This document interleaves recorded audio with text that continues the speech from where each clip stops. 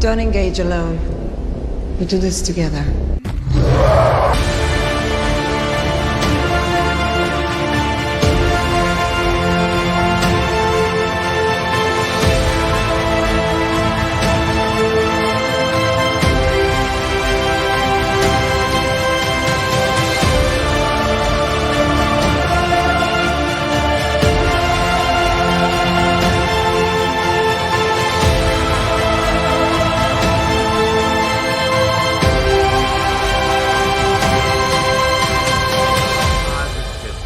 Yeah! Yeah! We got it! We got New it! 52 book.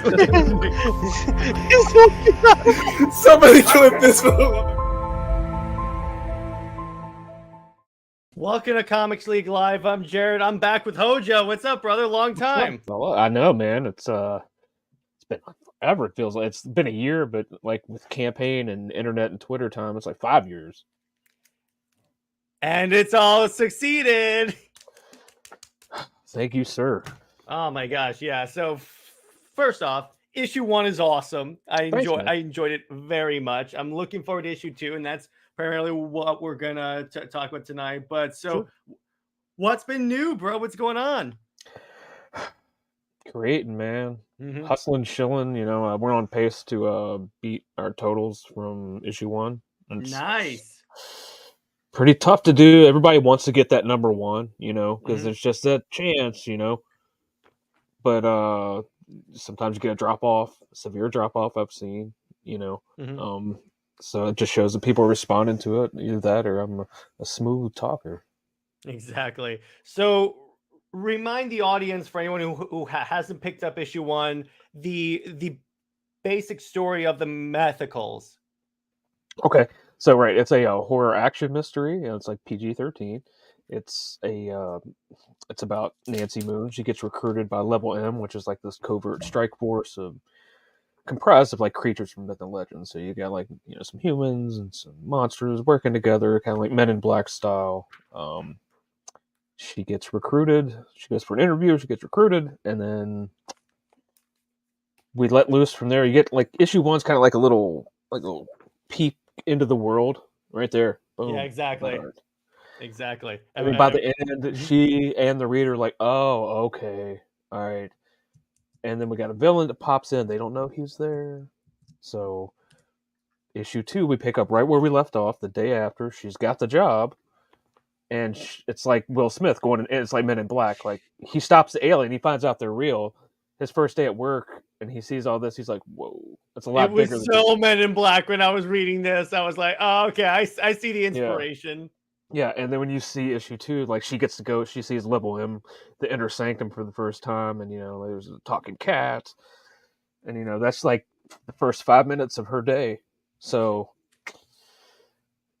we issue 2 kicks the door down from that little Yeah, peek. because so essentially what you're saying is issue 1 is the setup, and everything else from there is like the payoff. In other words, this is Yep. introduced you to the It's like a world. 2-part pilot, really, Mhm. for like a Yeah. TV show. That's why I Mhm. keep describing it. Yeah.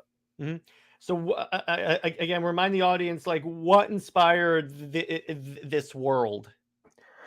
I've always been a fan of like monster movies and stuff like that, and, you know, the classics. And like, I was in the army, so I wrote this out on patrol one time. I was like, oh, it'd be cool if like it's a team of, like, you know, not just, this is before I think that movie War Dogs came out, like about the Mhm. werewolves or dog soldiers or something like that. Mhm. And I was like, oh, well, what if this is, oh man, there's a bunch of monsters, and I could start, you know, it was different back then. This was 2005. I was going to pitch it to Cross Gen Comics, but they're out of business right when we got back. So shelved it forever, and then found crowdfunding, of course, and all this stuff. Left the That's corporate side of comics pretty That's much. kind of, it's the best time to be doing this stuff, because with how much with like how successful crowdfunding comics has begun, you don't necessarily have to like spend time at like Marvel, DC, build up your brand. With the internet, you can just have that level of success, oftentimes way more than what Marvel and DC is paying. And you can achieve a level of success. You know, you're your own boss. You You can study the market. If you want it, I mean, the tools are there. You just take it. You got to have a good idea, a can-do attitude, Mhm. and then unwillingness to accept defeat. Because Mhm. some people, like I backed a book today, he's tried a couple times and failed to reach his funding goal, and he went back to the drawing board, literally, um, tweaked a few things, got out there, met people, networked. That's the crucial thing of this, like networking, meeting people, not being a peckerhead is what I say. That's my first rule. Just don't be an a-hole, dude. Yeah. Uh, just be real. Keep it focused on what you're trying to achieve. Don't worry about all the rest. But um, it's given everybody this opportunity to just go out there and do their thing, and he pulled himself up by his bootstraps. It still works. Um, Went out there and learned some marketing techniques and how to talk and be on stream and be funny, and Mhm. you know, it's entertainment. You're selling yourself. Yeah. You know, And essentially, and a lot, even though a lot of like indie comics, even though some like funders won't want to admit it, you can partly thank EVS and all the guys for like that and plowing the like your way in boy there. Zach and all that is the model. Yeah. But I mean, what you take from that base model is there's so many interpretations, and people have parlayed that into talking about other things and stuff like that. It's worked. It's a system. Yeah. Uh, And again, it's like you said, the thing about it is that as long as you have like at the very minimum a phone, you can do this. I do the majority of the stuff on my phone, Yeah, there you except for go. this, obviously. Yeah. And sometimes I even do that, like if I'm at work or something, I'll pipe into the Wi-Fi on my break or something and like talk on the stream for 10 minutes or something. But it really is. It's just it. And people say, "Oh, it's not really a community." It is, because I can find Yeah. somebody that could do everything Yeah. and anything Yeah, you if you can can afford essentially it. just tweet out, "Hey, I'm willing to pay. I have an idea. I need an artist, or I need a colorist. I need Yep. an inker." There you They go. say if you dream it, you can do it with enough money. Yes, exactly. As long as you have the moolah, you should be good. You Yeah. should be good. Like I could get Ethan to draw me a cover if I had the money. Yeah, exactly. I'm like, It's we just would that all simple. love that, but it's Yeah, like, and like what he says is like, this is my rate, but this is how much it's going to make you. mhm. Like people aren't buying my book; they're buying Ethan's cover. It's just it would be smart marketing. Like if I think maybe I'll get a EVS piggy bank or something, and I'm gonna Yeah, save up to do I'm an gonna put it EVS. in there and like put like little say these are pies. Mhm. Yeah, So and essentially, yeah, independence is where the real creatives are. Because here's the yeah, thing, you really because don't we have to know worry. we love this stuff. Yeah, well, yeah, that, and you also don't have to worry about an editor shooting down your idea, saying, Oh "Ah, no no no no, that happens. oh, really?" Any smart writer will get an editor to shoot down ideas. But I know what you mean. No, but what I mean is like, take your book. You're like, okay, it's a government agency made up of monsters. There's Yeah. no one that's going to go, well, I don't think that would necessarily work that well. Just It's essentially like you said, if you can market it, yeah. you can do it essentially. But yeah, I understand what you're saying. Yeah, you do need an editor to make sure everything like flows together There well. should have. I wanted a helicopter in this book, and it's probably good that it wasn't. Oh yeah, So yeah. Because reading through it, even the action scenes, it does better if it's all like on the ground and all that stuff. that's what it was. She was like, if there was a helicopter in the middle of the woods, don't you think people would notice? I'm Yeah, exactly. And it's like supposed to be so especially like in a covert. park in like northern Virginia, DC area, like they would notice. Yeah, it's supposed to be like a covert Men in Yeah, Black like scenario. yeah, yeah, You yeah. can't neuralize people. It's like my 3 second pitch would be like Buffy the Vampire Slayer meets Wildcats with a little X-Files conspiracy layered in. Gotta love Because that. I love it. Yeah, it's it definitely has a lot of the Wildcats in that. It reminds me again of '90s Image with like everyone's using like massive guns. There's like all these explosions. It's like a Michael Bay movie in the best way I can think of, because it's like it's entertaining as hell. It's essentially classics. It's the way comic book superhero stories should be. yeah. And it's like it's something else. Like people look at it like it kind of looks like a superhero book. Yeah, and that's what's going to get the people who want to buy a superhero book. But the other Mhm. people are going to look at it like, oh, well, it's horror and this is character driven. It's just like the X-Men, but Mhm. it's a horror aesthetic, and we get to go on this little cool historical adventure and artifacts and all kinds of coolness and world hop like Indiana Jones, because it could be 13 issues. Then we're done. It's like I stole the manga thing where they just do a certain amount of volumes and we'll put it on the shelf and you guys enjoy it and talk about this forever. I hope That's that a good happens. idea because here's the thing: if you Yeah, advertise I that, can't saturate it. yeah, exactly. If you advertise that there's an end, what that communicates to the reader or the potential backers that you have a plan. Because too many Yeah. stories go Oh, on and there's a on. plan. Yeah, and I'm like, you should always have a plan to get out. That's the thing. I A did get lot of myself people an would be escape scared. exit, but I don't know if anybody will notice. But if I ever have to do it, like as far as like a Brinks truck have to do it, Mhm. yeah, I would. I could do a sequel series, but I got other stuff I want to do too. Like the floodgates are open now. All these ideas. I'm just like, okay, I have a proof of concept with one thing, and I pitched a couple other things. And they're like, dude, you should do that. This should be your next thing. I'm like, okay. That works. So and I have something else coming out. Should be going to the printer soon. It's like an anthology. I'm a part of two anthologies, and one should be coming out soon, and the other one should be printed soon. So, finished two writing commissions. One of those was the anthology. So, I mean, it's fun. Like he's right. This is where the creatives are because we love this stuff. It's like indie. People think it's amateur. Like they equate it with that. You have to change that mindset. And I've noticed, like with music and horror, eventually that indie scene, it kind of like people are tired of the corporate stuff and what's being pushed on popular radio and in stores, and it's the counterculture. That's Well, what it it's is. Like almost the grunge like movement in the '90s that took over. All these young British Hollywood actors, they took over.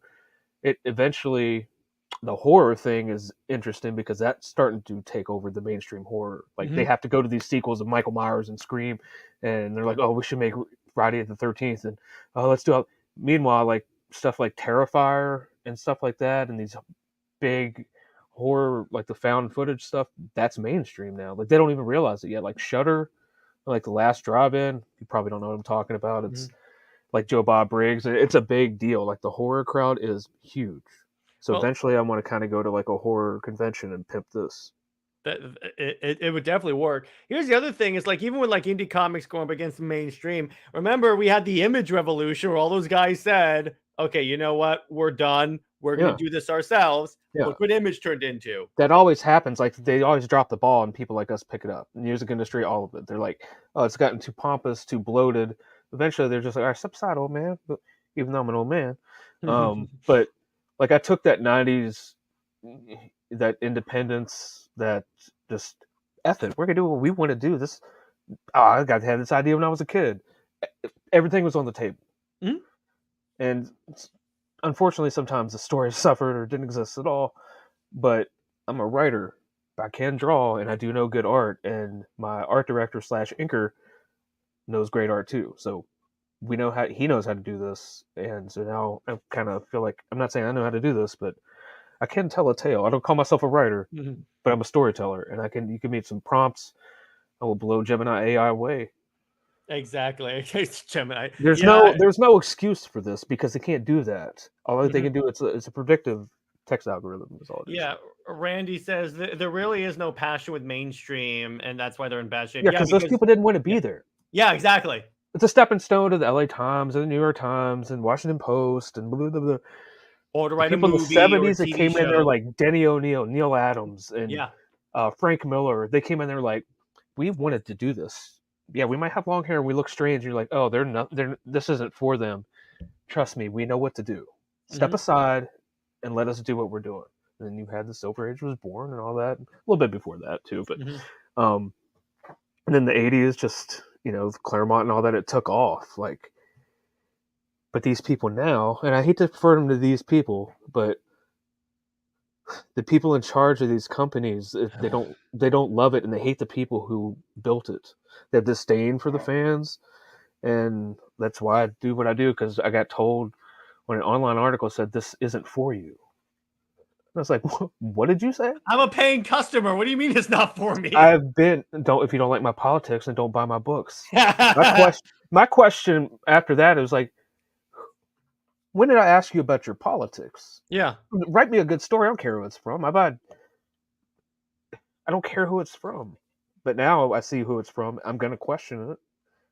I mean, look, And Claremont's the X-Men. art suffered all of it. It all Yeah. suffered. I mean, look at Claremont's X-Men. That story always did politics pretty well, and because it was well written. You Yeah. don't have to agree with with the writer's politics in order to appreciate a good story. No, but I shouldn't have to know about your politics first, and they're like, oh yeah, we'll buy my book. Like, Yeah. well, tell me what your book's about. Tell me how my monetary exchange for my time is going to change. It's going to make that amount of time better, because that's what I'm paying for. If you're going to enrich my life for that 15, 20 minutes, hour, however long I'm reading it, you know. And you think about that, the comics I go back and when comics are like $1.50 or 75 cents. Oh, jeez. How many times I've read those comics? How many minutes of my life did it cost me like $1? You know what I'm saying? Like how much better, you know what I mean? Like that enriched my life. Or how many Yeah. minutes? How many, like I've read X-Men 275 what, like probably 50, 60, 70 times. I'm Yeah. not even kidding. Mhm. How many hours of my life did I just enrich for $1? Yeah, I know. Exactly. For It just $1. keeps going. And that's what you're trying to sell to these people. Mhm. How am I going to make your life better for those? Make you forget the world. The Marvel used to say, "The world outside your window." I don't want that anymore. Don't put that in. Don't put the world outside my window in my books. Yeah, And it's set in where I kind of live and grew up, but that's it. yeah. I'm going to show you monuments or stuff that exists, but there's not going to be any. There's not going to be. They're not doing climate change protests and talking about male dominance or whatever is Well, infecting the world's here's the funny part. groupthink now. When they did that with the Superman book with John Kent, the That's stupid exactly part what I was about that, referring yeah, to. the stupid part They about never that, even used it. it was a variant cover, but the stupid part about that, dude, is that there are literally 10 different heroes in DC that could fix the climate like that with a snap of their finger. So Yep. I'm like, that doesn't work. Just call someone and say, just do it. That's what they don't realize when they go off of these little political rants in their books. It doesn't work. It comes off as tone deaf because there are characters that could solve this inside of a second. Yeah. And but again, I blame it about how a lot of writers see their politics as their whole identity. They are nothing without their politics, so they have to put that in all their books. Because they've never belonged to anything, Jared. It's a human instinct to belong to something, to fight for a cause, and some default to politics when they can't enjoy life. I'm sorry. But yeah, maybe that's just your passion. You do want to help people. I'm sure a few of them exist, but overall, I think politicians are useless. But you have to love what you're doing. Some of these people don't love what they're doing, and they're just like, oh, how can I take out my anger on these blank blankety blanks and then insert blank into this book? No. Tell me a story. What are the stakes? Like, you're writing a team book. How is this going to affect? How are you going to make every character shine? How are you going to make them feel? How are you going to read those text balloons? Like, I always praise Peter David's X Factor run because you can remove some of the art and I can read the text balloons and I can tell you who's saying them. Like, that's definitely Quicksilver. That's something Guido would say. That's cool. You know, I want you to read these books and be like, oh man, I love these people. And then when something bad happens to them or something great happens to them, you're like, oh, or, you know, like you feel for them. Yeah, exactly. And it's character, but it's an awesome story. Don't get me wrong, but it's like not everybody that you see in issue 1 and 2 are not the same when you get to issue 13. Yeah. In no way, shape, and form. Yeah, and they're not supposed to be because it's called the character arc. Yes, yeah. Imagine that. Imagine that. Imagine that. Or as opposed to, I read too Theirs many is a down ramp for their characters. Yeah, how can we drive it in the ground? There is no arc. There's no Joseph Campbell's hero's journey. It's just flat, and that's why movies like Captain Marvel, Adam Webb collapse. What? It sounds just like that, by the way. Yeah, exactly. It does sound like that, but it's like, it's like you don't give it because what they don't realize is that you don't have to have this character that's good at everything in order for it to be a good character. The reason why we identify with these characters because they struggle so much and they overcome the struggle. Was so popular. The flaws, dude. Yeah. The flaws. Hulk. he was constantly struggling with his own anger and being hunted by the government. I had to bring up Hulk because you were here, so there you go. Yes, and his father, he come from a battered home, and he watched that, and just all that rage pent up, and that's why they can't write the Hulk, because they don't understand these things. Yeah, it's because they don't ever do their research. I hate that when people don't do their No. research or their homework. Do your research. my favorite is when a lot of these writers that write for adaptations brag about not knowing the source material. Hey, what's up, student of God? Celebrate all baseball coaches. Yeah, but that's my problem, because you have people like, oh yeah, we're the writers on the Halo show. We've never played Halo or have any idea about the IP, and I'm like, then why are you writing it? No, well, we weren't really given the comics. We didn't read the comics. What? Yeah, that's immediately a red flag right there.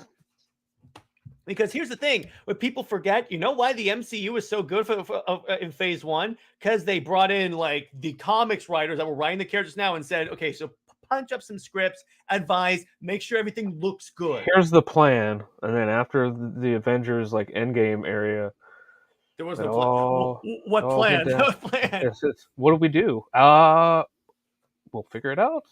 Well, the funny part is that they're adapting the all-new, all-different era of Marvel, which was replace everyone. And the problem with that, what they forget, it was an era that happened with Marvel, but it was an era that dramatically failed. That was one of the few times DC was selling more than Marvel. I'm like, really? So replacing the characters because here's the thing. When you think of Captain America, you think of Steve Rogers. When you think of the Hulk, you think of Bruce Banner. You don't think of Amadeus Cho. Oh, don't say that name. Yeah, I could go down the street right now and ask someone, what's Superman's real name? And they'll say Clark Kent. They're not going to say John Kent. No. What's Spider-Man? Ooh, trigger them. What's Spider-Man's real name? Oh, yeah. Well, I still think they'll say Peter, because it's or they'll ask. You mean are you talking about the Spider-Verse Spider-Man or the live action? Because again, you still had so many big Spider-Man movies before Spider-Verse came out, though. Mm-hmm. Which I don't think they've. On a side note, I don't think cinematically they've gotten it all completely right and nailed it across the board. They don't have a perfect 10. Every Spider-Man has good stuff and bad stuff. So yeah, you're right. There hasn't been that definitive Spider-Man movie. I think Garfield was a good Spider-Man, but a terrible Peter Parker. Yeah. He's too cool to play Peter. He was. Toby was a good Peter, but not a good Spider-Man. It's driving me nuts. It's the Batman thing. It's Batman thing. Yeah. I said Keaton was a great Batman, terrible Bruce Wayne. Val Kilmer was just a replacement. George Clooney was George Clooney. George Clooney was George Clooney. I love that. The only one who arguably what's his name? Christian Bale. He was a good Batman, or a good Bruce Wayne, but a terrible Batman. Yeah, the only one who kind of got the balance right was Affleck. Affleck, yeah. At that stage in Batman's life, that's how I pictured Batman. Yeah, exactly. But it's we haven't had that definitive portrayal for Spider-Man yet. Brown says, I don't like Tom Holland's Spider-Man. He was good in Civil War, but after that, it just got on my nerves. Well, they made him Iron Man Jr. That's the problem. Yeah. I don't like any of the solo movies, really. And I'm like, I get it. Yeah, but he can play into Spider-Man, but they made it out like he was Iron Man's Robin. I know. Got to milk a cash cow. I don't know why, but they're trying to get extra money, I guess. Come see Iron Man too. Yeah. So we'll wedge him into the father figure role, which if anybody was a father figure to him, was Reed Richards. So yeah. Well, what's kind of funny is that if there's one character that you don't need to bring in another character to get people to go see, it's Spider-Man. Yeah. I think we got it. He's probably the one character that's as popular as Batman. Batman and Superman and Spider-Man. Those are the three most recognizable superheroes on the planet. Their logos are more recognizable than the Christian cross. Yes. Imagine that. I think there are lost tribes in this rainforest that know about Superman versus the cross. You show them up and they pull out out of their sacks a Superman comic. Yeah, look at this. Bale plus Affleck equals perfect Batman. Nah, it's just really Mhm. equals someone who's also good as Bruce Wayne, but also good as it's really because it's really just Affleck that was good as both. I think. Oh yeah, like The Dark Knight. I fast forward pretty much everything that doesn't have Heath Ledger in it. Yeah, Like, the I'm problem not with wearing hockey pads. I can't. exactly I the can't do that. I can't do that. the problem with the Nolan movies is that the voice started off good in the first movie. It was good in the first movie because it was like a little gravelly, a little exaggerated. Yeah. The second one, it was like Mm, because it was yeah. like, "What a sugar? What is it?" I was like, "What the hell is that?" Yeah. I don't. I can't. At least in Affleck, speaking of Affleck, they gave him a voice changer. So at least Yeah. I'm surprised Batman didn't have that in any of these movies. I think he did when he had that helmet on in Batman versus Superman when he was like, "I want to see if you bleed." He had like a little modulation going Yeah, on. yeah, but I'm saying I'm surprised in the other Batman movies they didn't do that because Oh yeah, yeah. you think that that's something he would have. I Even mean, Spider-Man had that in Homecoming. yeah. I don't see how anybody couldn't recognize that it was Michael Keaton as Batman. And it's so recognizable that face. Yeah, that's kind of funny. I was watching the Michael Keaton movie with my mom, and so what she was saying is she pointed out to Vicky Vale, and she goes, "She just made out with him. How she now recognize Batman's lips? Yeah, that's true. I guess that's I never thought of that. Wait, she slept with him, and she doesn't recognize this Yeah, dude." she's like, I don't know. I've slept with a lot of dudes.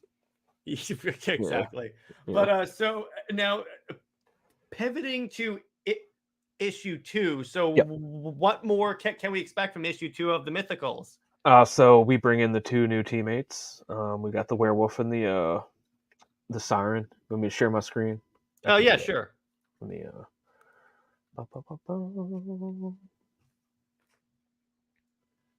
let's present.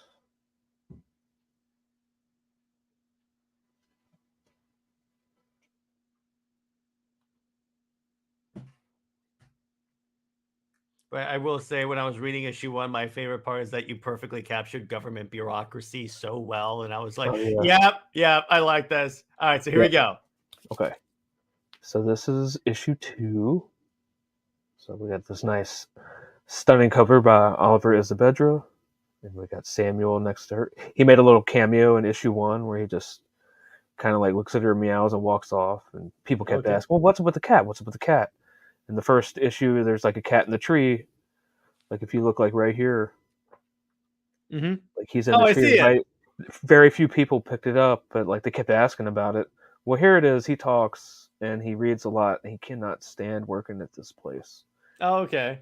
He hates these people. I wouldn't say he hates these people, but you know how like they say you don't have a cat for a pet. Mhm. You're the pet for the cat. Yeah, And you know how sometimes you have a pet and you're like, oh my god, they're so annoying and have to take care of them. mm-hmm. That's how he feels, and he's been doing this for like 200 years. That is cool. I So he's like like the that. most jaded, deadpan, dry DMV That's person good. you've ever seen. That's good. I like that. That's funny.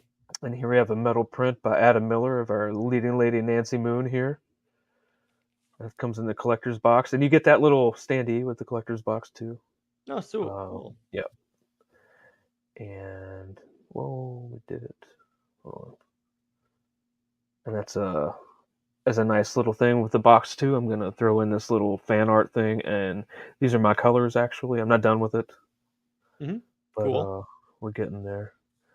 And here's a piece of original inked one of a kind art on the campaign page from interior artist Alexandra Nascimento.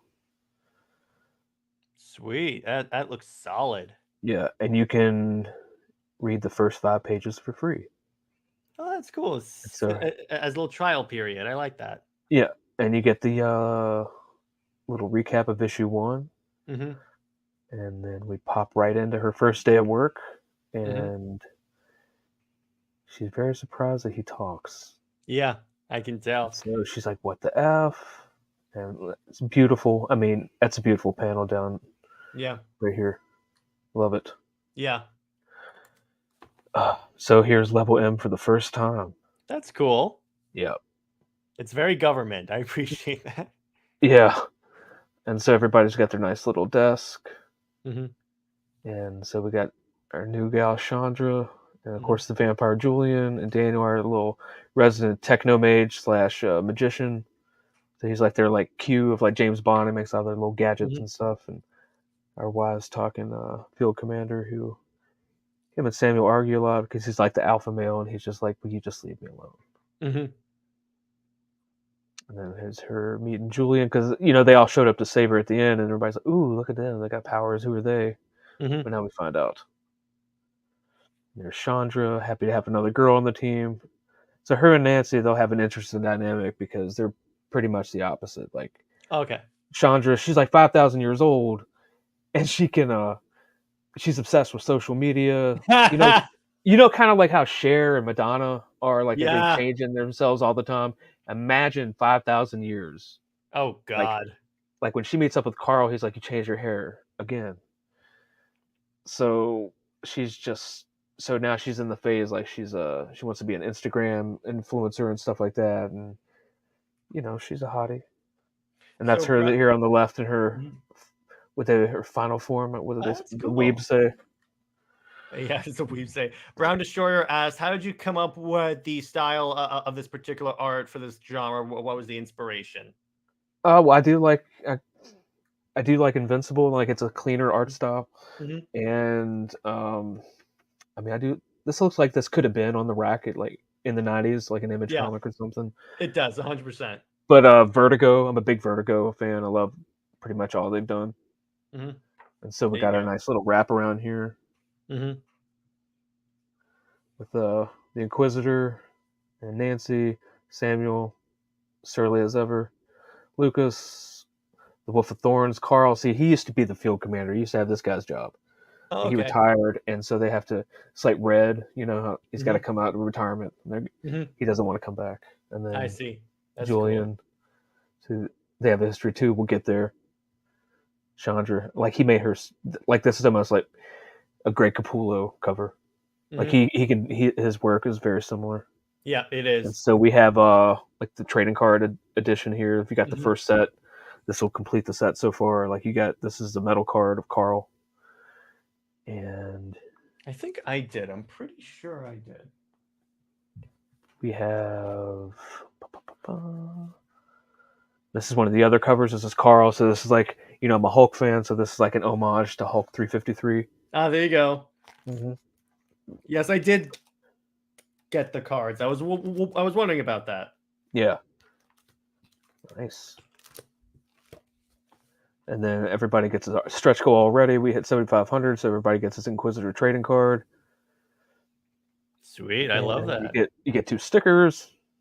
And so right now, like, I guess if you want to go through the tiers, That's the other thing that's really cool about like crowdfunding comics is that you get other stuff with oh the yeah, You're not just getting the book. It's like Christmas every time you get a book in. yep.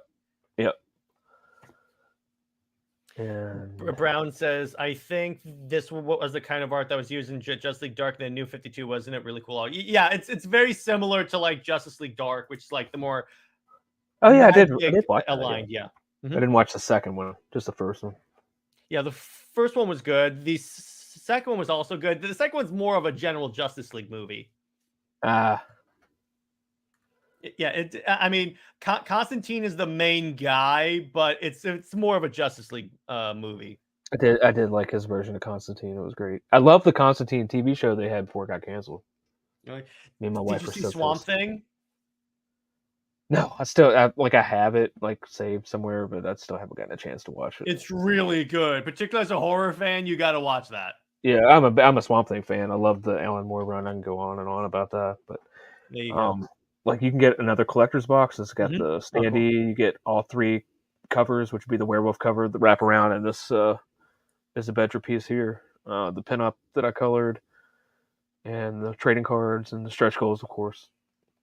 And you can get issue 1 for $10 plus be like an extra $2. I trust people can read, so I put in a little coupon code here. If you get issue 2, it says only. I know everybody knows what that word means. There've been a few that are just like, oh, I didn't understand. I'm like, all right. My wife's an accountant; she will comb through this. So you put level M in, it'll just an extra $2 in shipping, $12. You get both of those covers, the Peter Gilmore cover and the Dan Dog cover. It's very hard to decide which one was my favorite. Both of them are really good. Yeah, Yeah. exactly.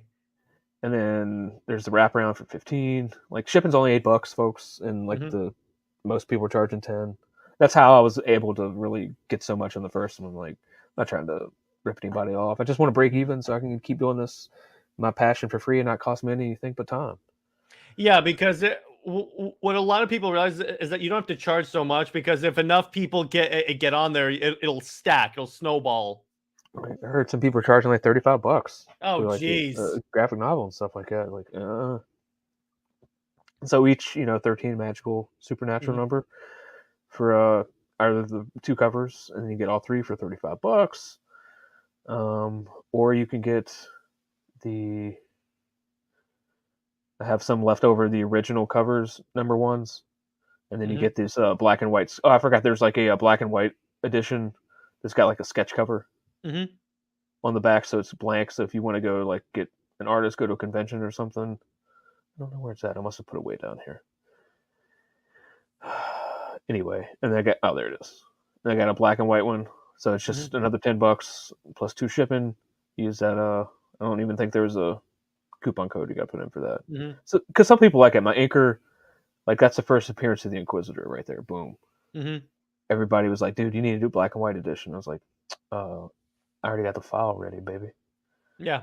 I was all ready to go with that because he convinced me to do that. And then we got some merchandise left over, which you get a South River Studios magnet, a Level M patch, just like our boy Lucas, and then a nice little beverage koozie that says, "I drink and I read comics. What do you do?"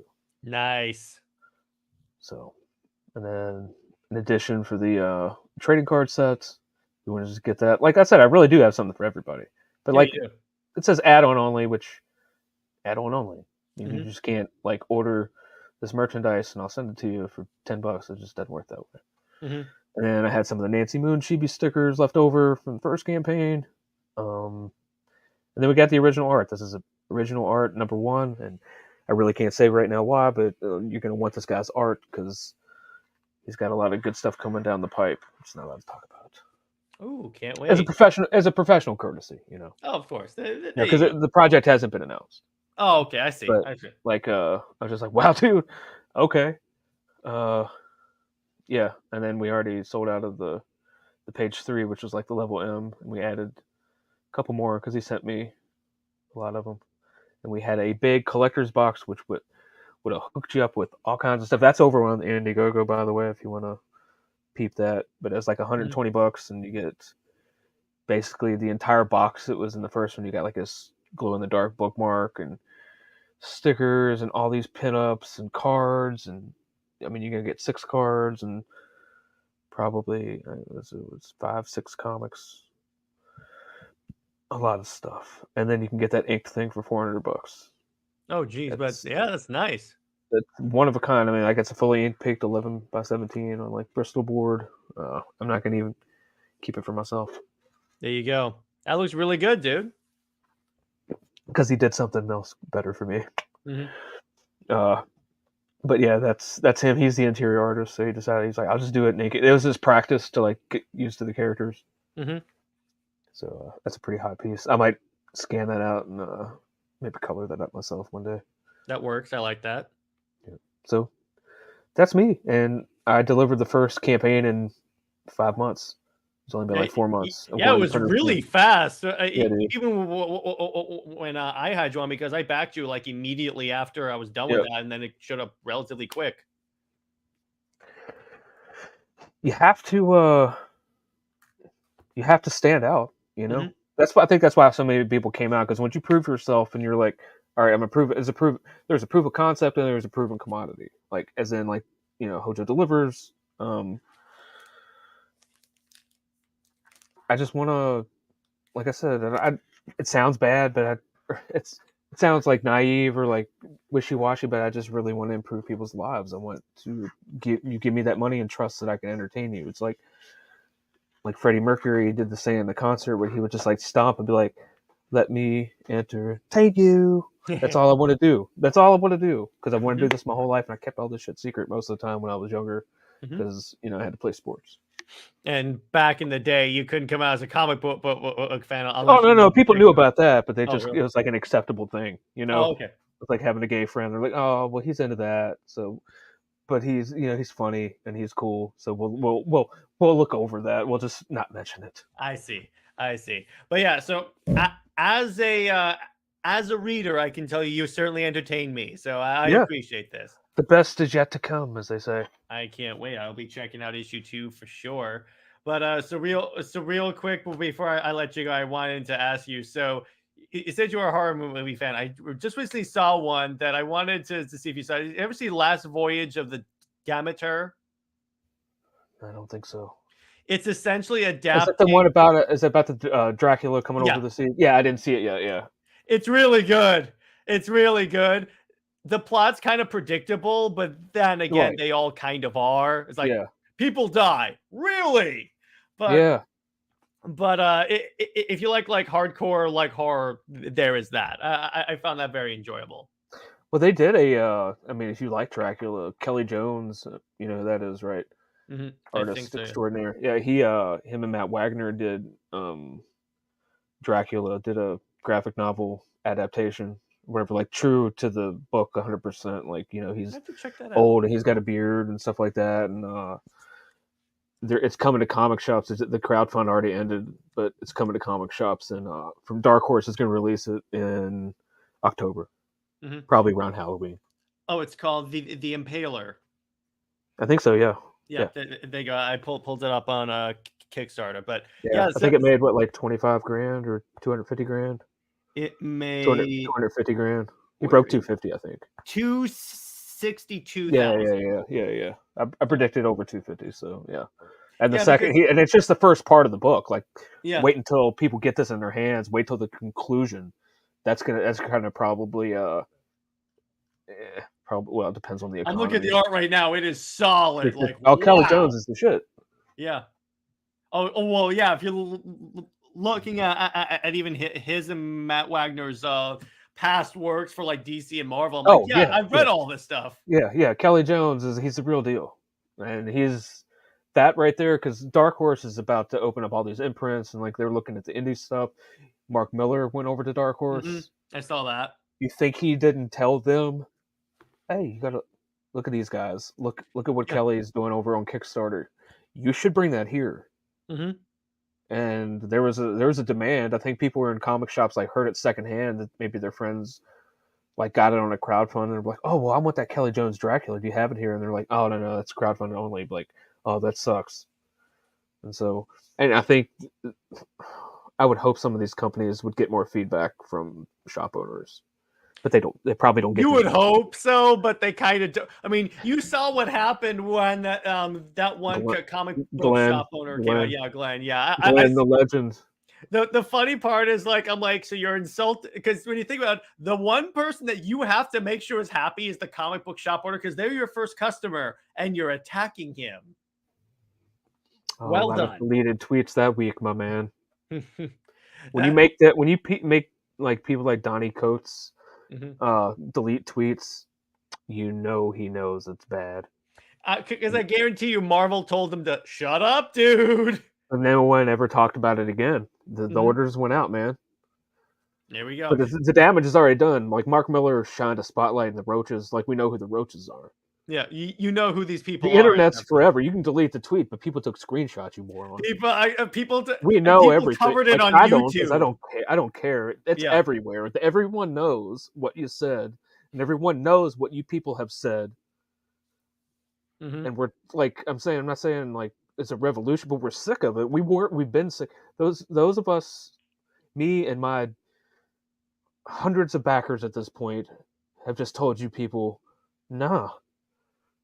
We're not, until you fix your shit, your stuff, we're not coming back.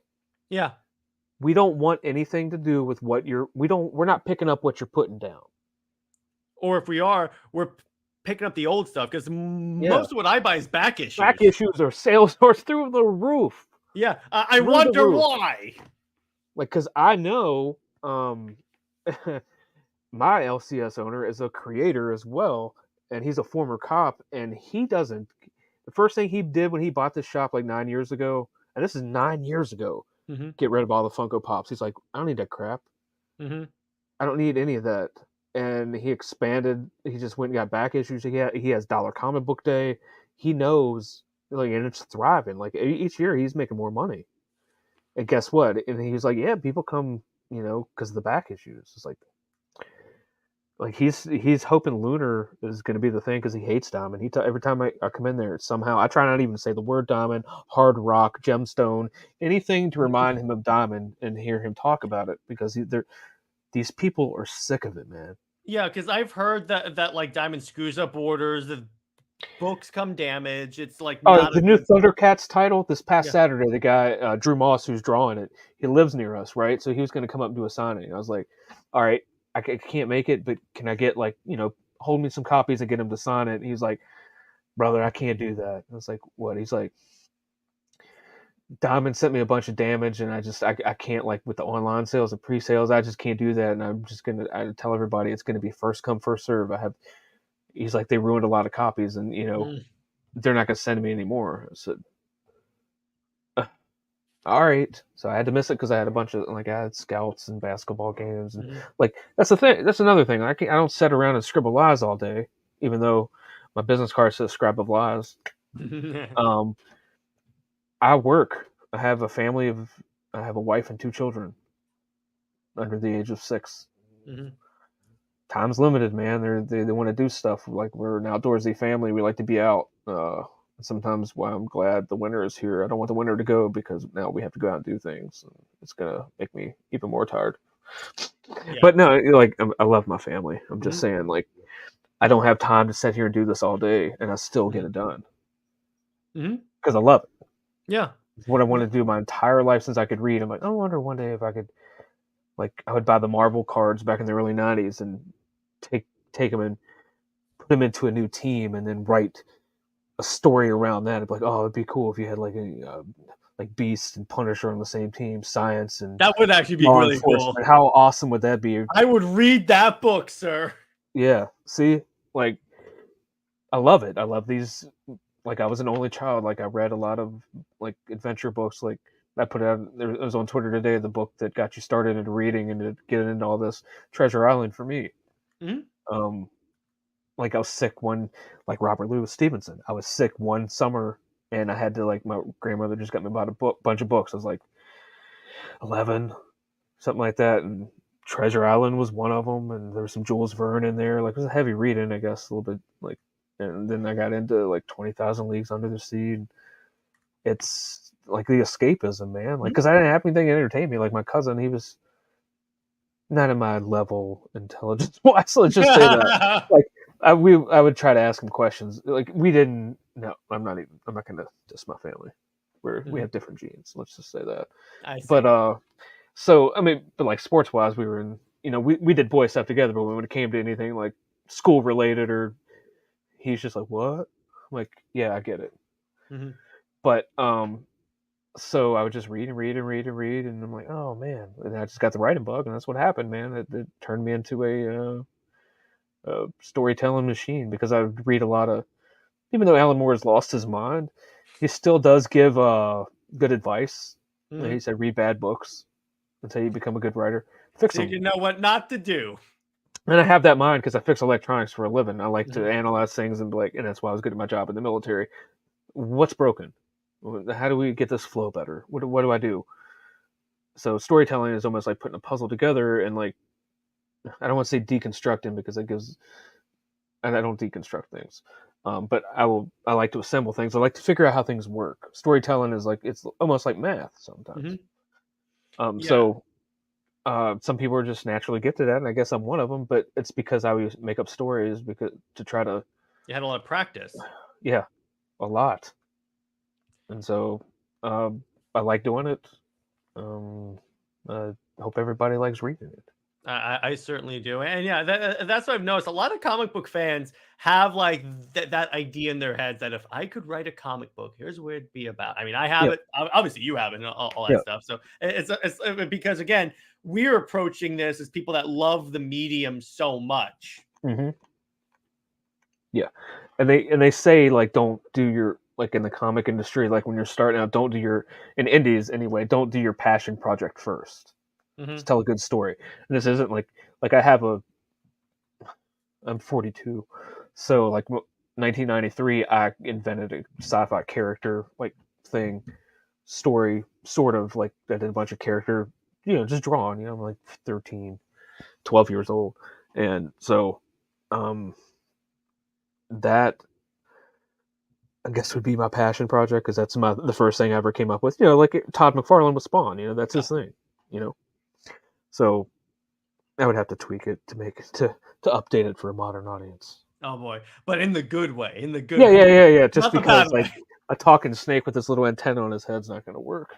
Yeah, exactly. Yeah. Well, I look forward to hopefully seeing that in the near future. But in the meantime, Hojo, it's a pleasure having you on. Let everyone know where they can find you, brother.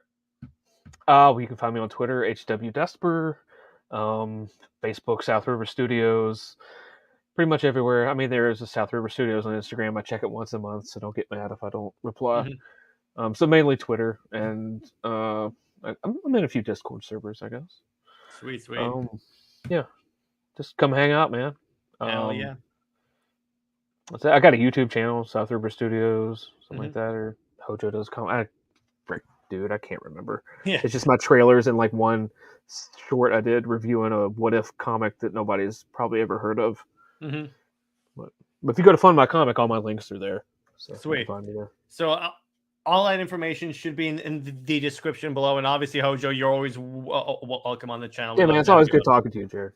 Hell yeah, man. So stay heroic, everyone. Remember, Lois Lane is Lois Lame, and I'll see you later.